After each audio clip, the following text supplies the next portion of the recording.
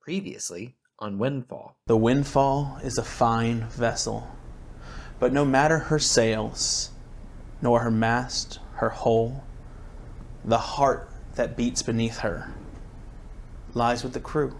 Short gnome with large mutton chops of kind of a salt and pepper that shifts ever so slightly.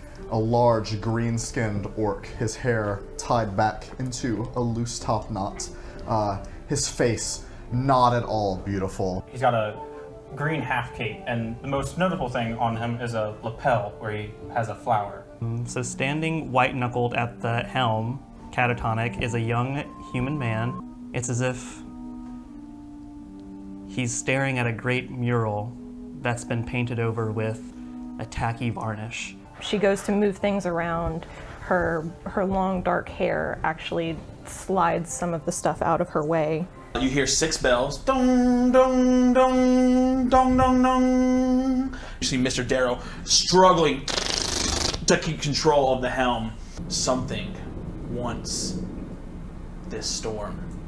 And you see the shape of an island not far from you. And you hear this terrible, bemoaning cry. A wave strikes the Windfall once more, and the ship doesn't just take on water.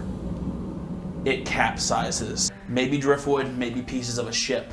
You see cargo definitely marked from the Windfall, and you see these huge patches of sand, mounds, over the unconscious form of Ernie, just kneeling over him. And he pulls out this sort of like scimitar. He's I rush him. And then you hear the snip, snap, snip, snap, as rising out of the water, eager to have another taste of that good Darrent flesh. You watch as Darrent, like a Capri Sun pouch, gets slurped. You're just like, this yellow pollen gets in your eyes as it scratches at you, and you're like, I must go to there. I must. I must All right? go to there. Puffing this yellow spores into the air, and it looks so inviting. Whoosh, to your head.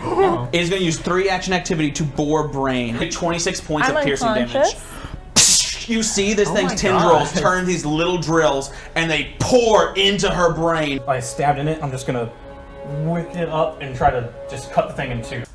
The flower dissolves into your mouth, and your eyes open up to Wesley cradling your neck and like hands like right there. You know, they told me at the service if I should ever find myself lost again, you head towards running water. There is a dilapidated old inn.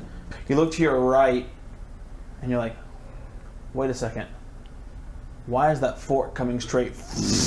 But I'm gonna uncork it and just slosh it in that direction to try to get it all over I this need to roll thing. flat. As it drips, just imagine it dripping down the face of this like horrid, terrifying visage.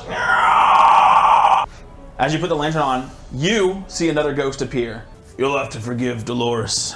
Welcome, friends, to Idle Bay. That's Idle with a DL, mind you, but it hasn't always been that way. You said this whole thing about none of us can leave. There were 4 gods that we paid homage to when we passed through, and their idols stood in this very bar.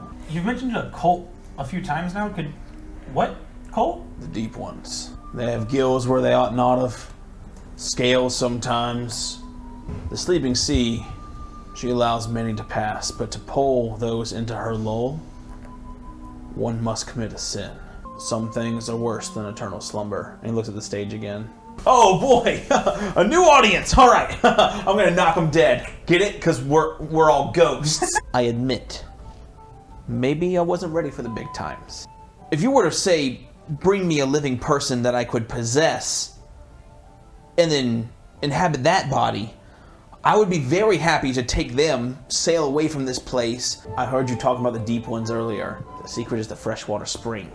You've got to go underwater, up a tunnel, and then into the mountain itself. A body, Brooks. Isn't that a novel idea?